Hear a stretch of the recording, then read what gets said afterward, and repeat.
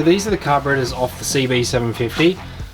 All I've done is taken them off, I've taken them apart and basically given them a bit of a rebuild, but I'm not really happy with the exterior, and I do want to get them completely rebuilt by a professional, someone who is going to get them running to their optimum. This is what they look like before I did anything else with them.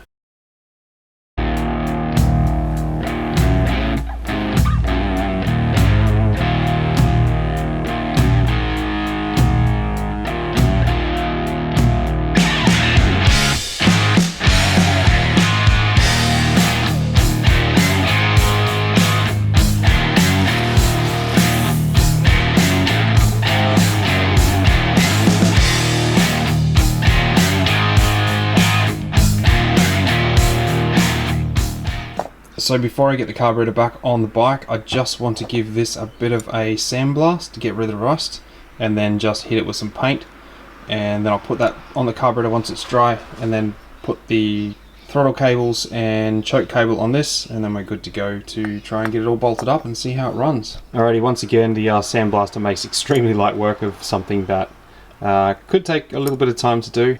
I've tried to film the process, but it's just so misty inside that blast cabinet that it's just so hard to see. That's the after. You've seen the before, so you can imagine it's just a fairly quick process of just blasting with a gun and the glass bead. I use glass media, so it just pretty much just takes it off as fast as you can pretty much move with the gun. Obviously the more pressure you have, the bigger the air compressor over time. The air just gets used up so fast. So if you're going to get one of these guys, I highly recommend getting a sandblasting cabinet if you're going to do anything like this.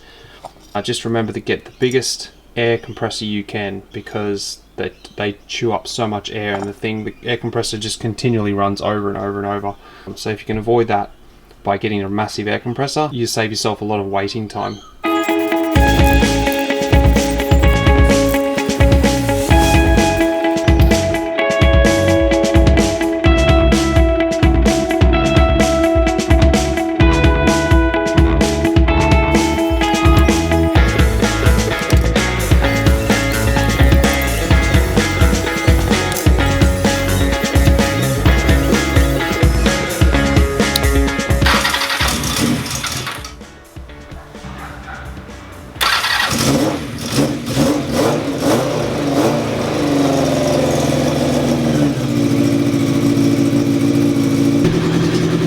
Well, it definitely has no problem sitting there at idle at the moment.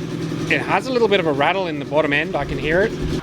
So after starting the engine and just sitting there on idle, that little knocking noise just seems to be coming from the alternator here, whether it's a noisy bearing or here, I'm not 100% sure what it is, but it definitely sounds like it's coming from this direction.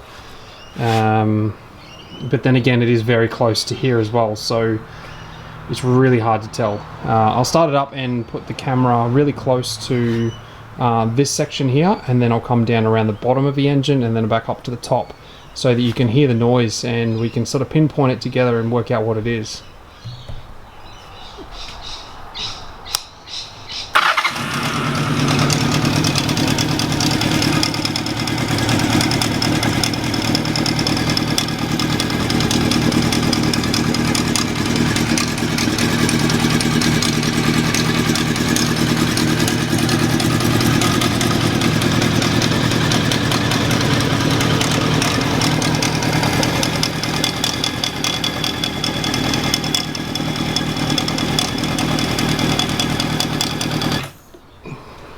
If anyone's got any ideas on what that is, if you are familiar with this engine, then please just leave me a comment and just say, hey, this is what it could be, or potentially it's this. Just let me know in the comments if you have any idea on what that noise is. I want to give a massive shout out to the Carby guy who rebuilt these for me. So if you have a set of Carbys and you want to make them look as fantastic as this, but you don't have the tools and you don't have the knowledge to be able to pull them down, then I can offer you a $100 discount through the Carby guy. Cafe Racer Garage and the Carby guy have teamed up, so I can now offer you a $100 discount. All you've got to do is contact me via Instagram. Send me a message via Instagram, and I'll give you a code to give to him so that you can take advantage of that. This is probably more so for my Australian viewers, because he is in Australia. So I'm sure you can still send it from overseas. It's not going to be a problem. He'll still be able to do the same job that he can do for anyone else. You're just going to have to pay a little bit more for postage. Once the pod filters are on and I've got the exhaust system completely finished, then I can sync these carbs, and I'm really looking forward to that process, which I am going to share with you and show you the entire process. I'll probably do an actual sync kit for these.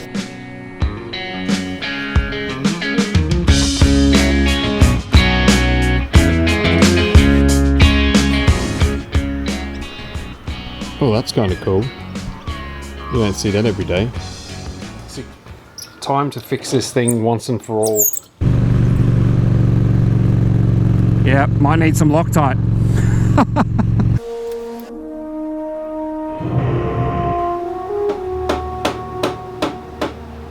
Just in case you do decide to buy the same bar end mirrors as what I'm using here.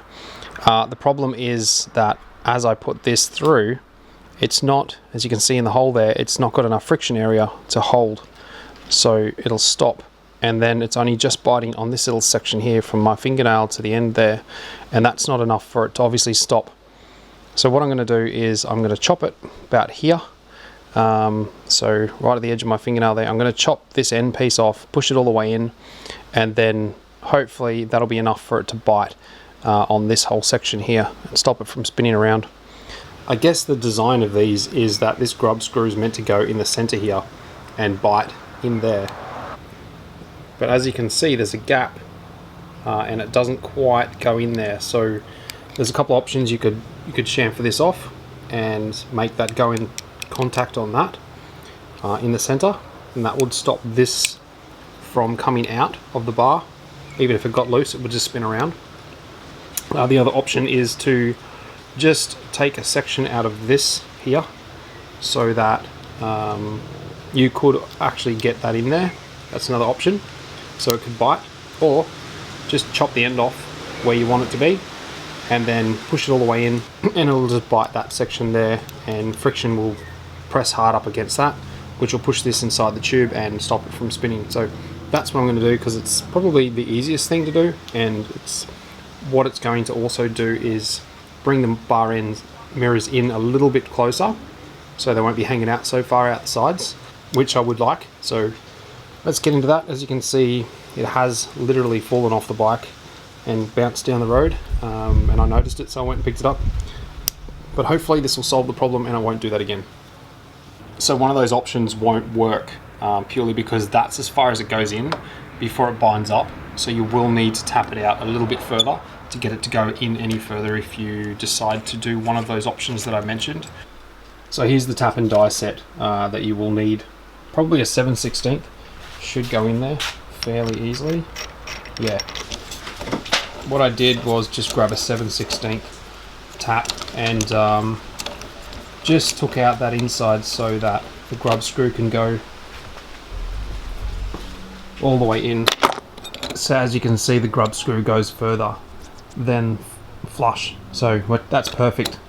That is going to fix that problem as well.